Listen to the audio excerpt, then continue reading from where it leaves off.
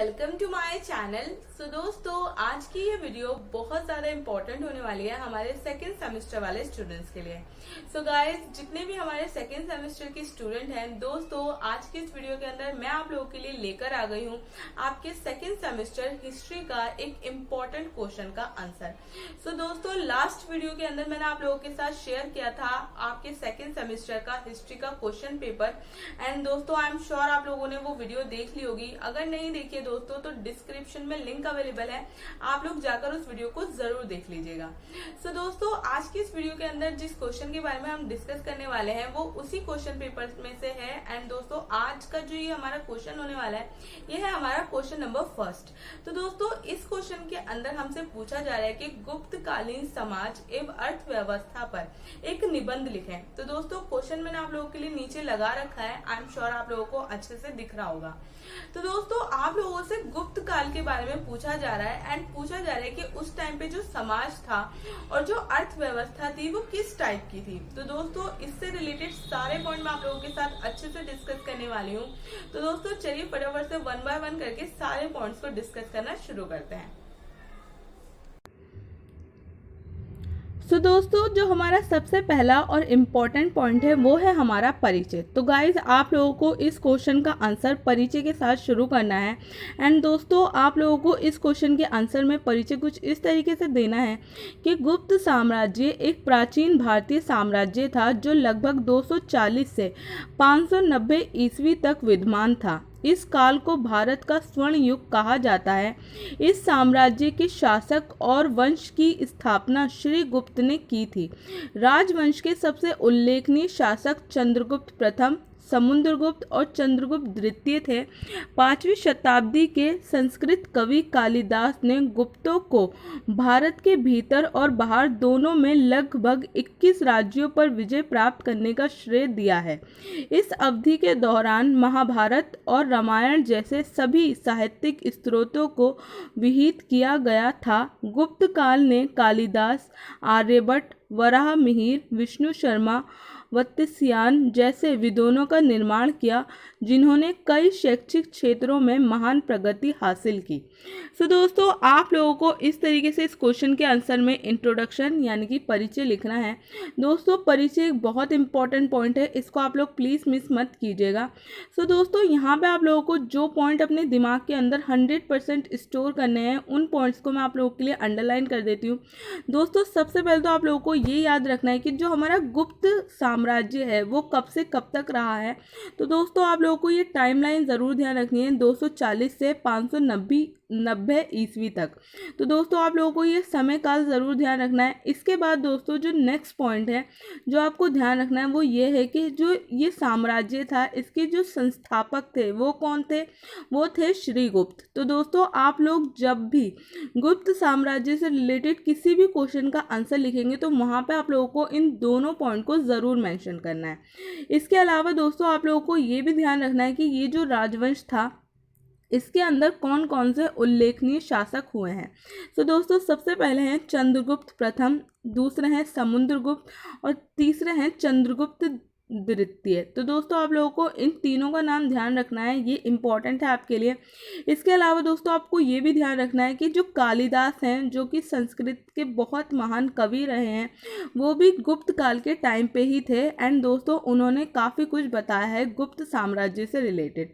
इसके अलावा दोस्तों, आप लोगों को ये चीज़ भी ध्यान रखनी है कि जो महाभारत और रामायण हैं वो भी इसी समय में विहित की गई थी साहित्यिक स्रोतों के तौर पर। तो आप लोगों को ये चीज़ भी ध्यान रखनी है।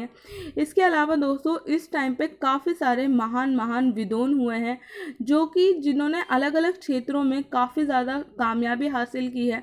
तो दोस्तों, आप लोगों को इनका नेम्स भी ध्यान रखने हैं जो कि सबसे पहले हैं हमारे कालिदास, फिर हैं आर्यभट्ट, फिर हैं वराहमिहिर, फिर हैं विष्णु शर्मा। तो दोस्तों, आप लोगों को इनका नाम भी ज़रूर ध्यान रखना है। तो दोस्तों, ये कुछ इंपॉर्टेंट पॉइंट है जो कि आप लोगों को बिल्कुल भी मिस नहीं करना है।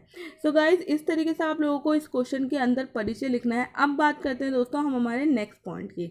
दोस्तों, हमारा नेक्स्ट पॉइंट है गुप्तकालीन समाज। तो दोस्तों, हमारे क्वेश्चन के अंदर हमसे समाज और अर्थव्यवस्था के बारे में ही पूछा गया है। तो दोस्तों, मैं सबसे पहले आप लोगों को को गुप्तकालीन समाज के बारे में बताने वाली हूँ, उससे रिलेटेड पॉइंट बताने वाली हूँ। तो दोस्तों हमारा सबसे पहला पॉइंट है ब्राह्मणों की उच्च स्थिति। गुप्त युग में उत्तर भारत में आर्य पैटर्न की स्वीकृति दिखाई देती है।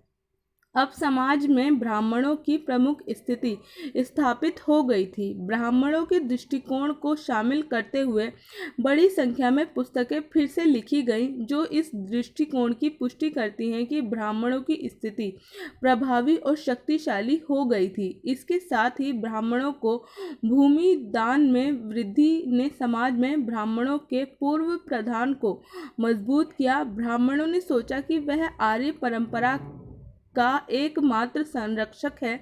इतना ही नहीं, ब्राह्मणों ने ज्ञान और शिक्षा प्रणाली पर भी एकाधिकार कर लिया। सो दोस्तों सबसे पहला जो हमारा पॉइंट है वो है ब्राह्मणों की उच्च स्थिति।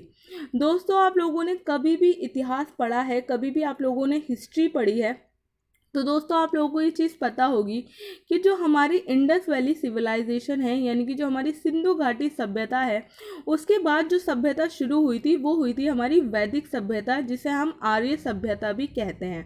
तो दोस्तों जो वैदिक सभ्यता जब स्टार्ट हुई थी तो उस टाइम पे जो हमारा पूरा समाज है वो 4 भागों में बट गया था, जिसमें सबसे पहले और सबसे ऊपर जो होते थे वो होते थे ब्राह्मण, दूसरे नंबर पे होते थे क्षत्रिय, तीसरे नंबर पे होते थे वैश्य और चौथे नंबर पे होते थे शूद्र। तो दोस्तों ये 4 पार्ट के अंदर हमारा जो पूरा समाज है वो उस टाइम पे डिवाइड हो गया था। तो दोस्तों ठीक वैसी ही स्थिति गुप्त काल के अंदर भी हमें देखने को मिलती है। दोस्तों इस टाइम पर आकर भी जो ब्राह्मण हैं उनको बिल्कुल पहले जैसी पोजीशन मिल गई थी जैसे कि उन्हें वैदिक सभ्यता के टाइम पे मिली थी। दोस्तों अगर हम बात करें गुप्त काल से पहले की, तो दोस्तों गुप्त काल से पहले जो मौर्य साम्राज्य है वहाँ पर ब्राह्मणों को इतना ज़्यादा इम्पोर्टेंस नहीं दी गई थी। उस टाइम पे जैन धर्म और बौद्ध धर्म का फैलाव हो रहा था। तो दोस्तों उस टाइम पे तो ब्राह्मणों को इतना ज़्यादा नहीं माना जाता था, लेकिन जैसे ही गुप्त काल शुरू हुआ तो गुप्त काल जैसे ही आया उस टाइम पे फिर से एक बार जो ब्राह्मण हैं उनकी जो स्थिति है वो उच्च हो गई समाज के अंदर। तो दोस्तों आप लोगों को इस पॉइंट को ध्यान रखना है एंड दोस्तों इसी तरीके से आप लोगों को इस पॉइंट को मेंशन करना है। सो दोस्तों अब हम बात करते हैं हमारे नेक्स्ट पॉइंट की, जो कि है समाज में पितृसत्तात्मक व्यवस्था।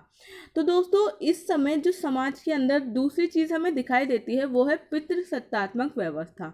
इस समय तक पितृसत्तात्मक व्यवस्था समाज में फैल चुकी थी। सौभाग्य से ये भारत के सभी भागों में नहीं फैली, क्योंकि आर्य और गैर आर्य संस्कृतियों के बीच संघर्ष अभी भी जारी था।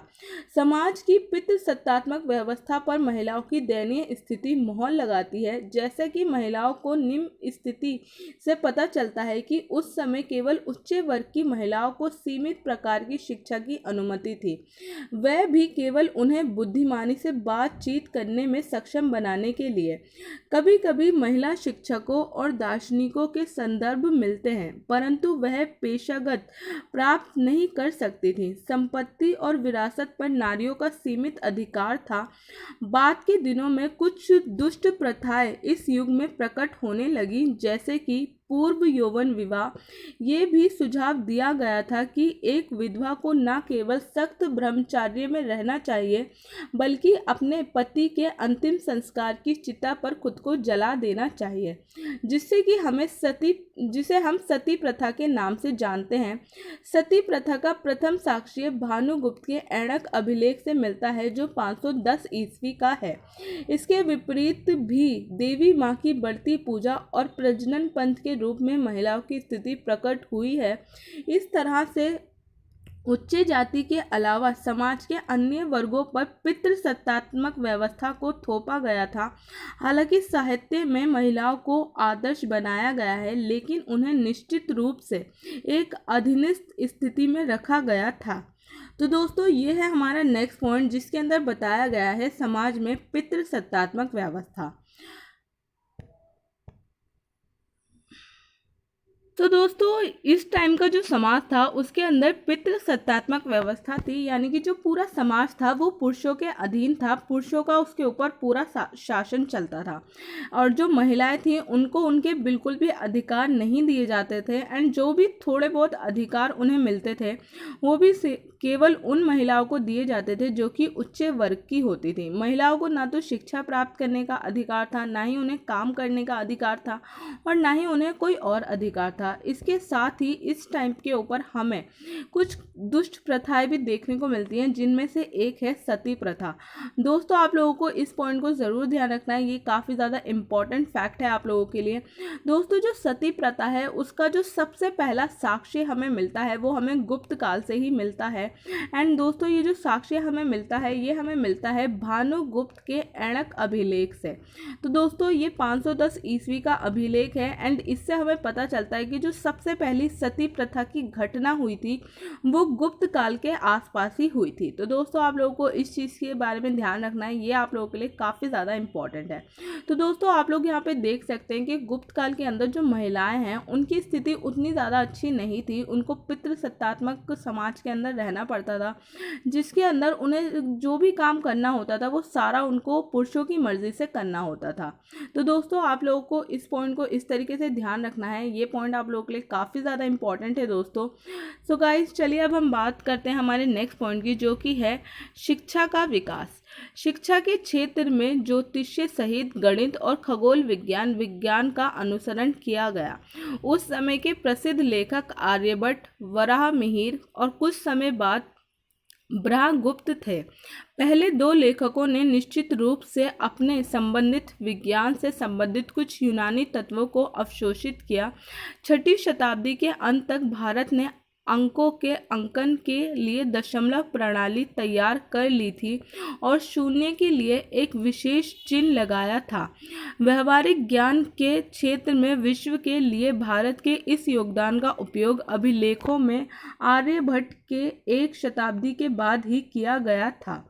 सो दोस्तों जो हमारा समाज था, यानी कि गुप्तकालीन जो हमारा समाज था, उस टाइम पे जो सबसे अच्छी एक चीज़ हो रही थी वो हो रहा था शिक्षा का विकास। हालांकि उस टाइम पे महिलाओं को इतनी ज़्यादा शिक्षा नहीं मिल रही थी, लेकिन दोस्तों इस टाइम पर काफ़ी सारी नई नई चीज़ों का इन्वेंशन हो रहा था, फिर चाहे वो गणित से रिलेटेड हो या खगोल विज्ञान से रिलेटेड हो या फिर कुछ और हो। दोस्तों काफ़ी सारी चीज़ें इस टाइम पे देखी जा रही थी, काफ़ी सारी नई नई चीज़ें इस टाइम पे आ रही थी। तो दोस्तों विज्ञान की दृष्टि से, तकनीक की दृष्टि से जो हमारा गुप्त काल है उसे भारत का स्वर्ण युग कहा जाता है। तो दोस्तों आप लोगों को इस पॉइंट को भी ध्यान रखना है, ये भी आप लोगों के लिए इम्पॉर्टेंट है। सो गाइज अब हम बात करते हैं हमारे नेक्स्ट पॉइंट की, जो कि है हमारा गुप्तकालीन अर्थव्यवस्था। हमारा नेक्स्ट पॉइंट है गुप्तकालीन अर्थव्यवस्था। तो दोस्तों इसके अंदर हम बात करने वाले हैं हमारे गुप्त काल की अर्थव्यवस्था के बारे में। तो दोस्तों हमारे क्वेश्चन के अंदर हमसे समाज और अर्थव्यवस्था के बारे में ही पूछा गया है। तो दोस्तों अर्थव्यवस्था से रिलेटेड भी सारे पॉइंट हम लोग 1 बाय 1 करके डिस्कस करने वाले हैं। गुप्त काल में व्यापार अपने चरम पर पहुंच गया था। क्षेत्रों के अधिग्रहण ने असाधारण धन और उर्वरकता के क्षेत्रों को साम्राज्य की कक्षा में ला दिया था। तो दोस्तों हमारा जो सबसे पहला पॉइंट है वो है हमारा कृषि व्यवस्था। गुप्त काल में कृषि व्यवस्था अर्थव्यवस्था की दृष्टि से महत्वपूर्ण थी। इस क्षेत्र में लाए गए बदलावों में सबसे महत्वपूर्ण बदलाव था भूमि अनुदान का आरंभ, जिसका लाभ धार्मिक लाभग्राहियों को मिलता था। पहले इन धार्मिक लाभग्राहियों को भूमि कर से मुक्त रखा गया और आगे चलकर उन्हें गांवों का प्रशासनिक और न्यायिक अधिकार भी सौंप दिए गए।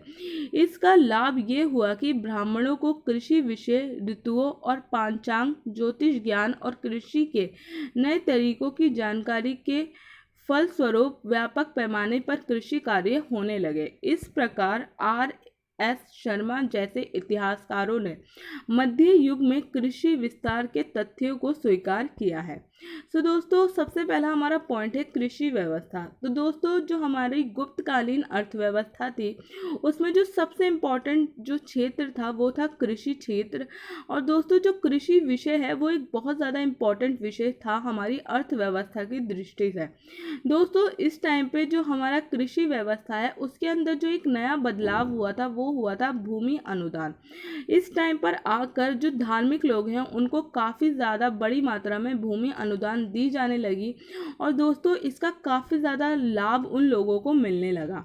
इसके अलावा दोस्तों इससे कृषि क्षेत्र में भी काफ़ी ज़्यादा चीज़ें हमें देखने को मिली, जैसे कि जो हमारे धार्मिक लोग होते थे उनको, जैसे कि अगर हम बात करें ब्राह्मणों की तो उनको ऋतुओं का ज्ञान होता था, पांचांग का ध्यान होता था। इसके अलावा उनको कृषि के नए नए तरीकों की जानकारी होती थी, जिसकी वजह से जो कृषि है वो गुप्त काल में व्यापक पैमाने पर होने लगी और इससे कृषि में काफ़ी ज़्यादा विस्तार हुआ। एंड इसी चीज़ को देखते हुए जो हमारे एक इतिहासकार हैं जैसे कि R.S. शर्मा, वो इस तथ्य को मानते हैं कि मध्य युग के अंदर कृषि क्षेत्र में काफ़ी ज़्यादा विस्तार हुआ था। तो दोस्तों आप लोगों को इस तरीके से इस पॉइंट को ध्यान रखना है। दोस्तों अब हम बात करते हैं हमारे नेक्स्ट पॉइंट की, जो कि है वस्त्र निर्माण। गुप्तकालीन अर्थव्यवस्था में विभिन्न प्रकार के वस्त्रों का निर्माण किया जाता था। घरेलू बाजार काफ़ी अच्छे थे, विदेशों में भी उनके बाजार थे। रेशम, लेनिन, ऊन और कपास का उत्पादन बड़ी मात्रा में किया जाता था। पश्चिमी भारतीय रेशम की बुनाई के लिए जाने जाते थे। गुप्त काल के अंत तक इस उद्योग पर ग्रहण लग गया था। तो दोस्तों हमारा नेक्स्ट पॉइंट है वस्त्र निर्माण। तो दोस्तों वस्त्र निर्माण भी जो हमारे गुप्तकालीन अर्थव्यवस्था है उसके अंदर एक काफ़ी ज़्यादा इम्पॉर्टेंट सेक्टर रहा है। तो दोस्तों यहाँ पे बताया गया है कि गुप्त काल के अंदर काफ़ी सारे वस्त्र बनाए जाते थे, रेशम के, लेनिन के, ऊन के, कपास के।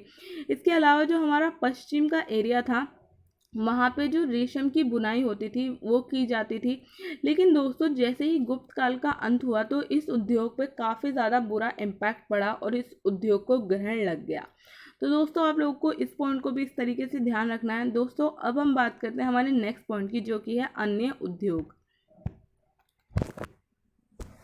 तो हमारा नेक्स्ट पॉइंट है अन्य उद्योग। हाथी दांत का काम अपने चरम पर रहा और पत्थर काटने और नक्काशी का काम किया गया। धातु कार्य तांबे में उत्पादन की मुख्य वस्तुएं तांबा, लोहा और सीसा था। कांस्य भी इस्तेमाल किया जाने लगा। पश्चिम भारत के मोती मछुआरों ने विदेशी बाजारों में भारी मुनाफा कमाया। इसके अलावा कई प्रकार के कीमती पत्थरों का निर्यात किया गया। मिट्टी के बर्तन उद्योग उत्पादन का सबसे महत्वपूर्ण हिस्सा बने रहे। हालांकि पहले की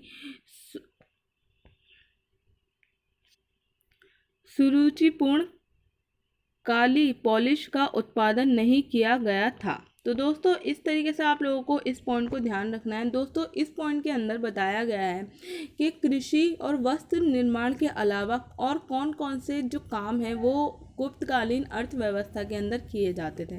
तो दोस्तों हाथी दांत का काम किया जाता था। इसके अलावा पत्थरों को काट कर उन पर नक्काशी की जाती थी। सीसा, तांबा, इन सब की वस्तुएं बनाई जाती थी। लोहे की वस्तुएं बनाई जाती थी। कांस्य की वस्तुएं बनाई जाती थी।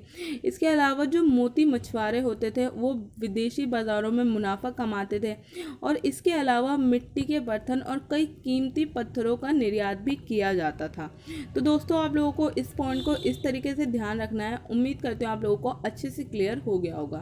दोस्तों हमारा नेक्स्ट पॉइंट है परिवहन व्यवस्था। गुप्तकालीन समय में परिवहन व्यवस्था बहुत ही सुचारू थी, जिसके कारण व्यापार में बहुत अधिक वृद्धि हो रही थी और उस समय सामान ढोने के लिए जानवरों और बैलों की गाड़ियों का इस्तेमाल किया जाता था। कुछ क्षेत्रों में हाथियों का उपयोग परिवहन के लिए किया जाता था। गंगा, यमुना, नर्मदा, गोदावरी, कृष्णा, कावेरी जल मार्ग थे। तो दोस्तों आप लोगों को ये पॉइंट भी ध्यान रखना है, ये भी काफ़ी इम्पोर्टेंट है। एंड दोस्तों इस तरीके से जो सामान है वो एक स्थान से दूसरे स्थान पर पहुंचाया जाता था। तो दोस्तों परिवहन भी एक महत्वपूर्ण चीज़ होती है किसी भी इकोनॉमी के लिए। तो दोस्तों आप लोगों को इस पॉइंट को भी ध्यान रखना है। दोस्तों हमारा नेक्स्ट पॉइंट है समुद्र व्यापार। समुद्र व्यापार के संबंध में जहाज़ों के नियमित रूप से अरब सागर, हिंद महासागर और चीनी सागर को पार किया जाता था। पूर्वी अफ्रीका के साथ भारतीयों ने व्यापारिक संबंध स्थापित किए। तो दोस्तों ये भी हमारा इम्पोर्टेंट पॉइंट है, यानी कि गुप्त काल के समय में, गुप्तकालीन समय में समुद्र व्यापार भी किया जाता था। तो दोस्तों यहाँ पे हमारे सारे पॉइंट खत्म होते हैं। लास्ट में दोस्तों आप लोगों को लिखना है निष्कर्ष, यानी कि कंक्लूजन।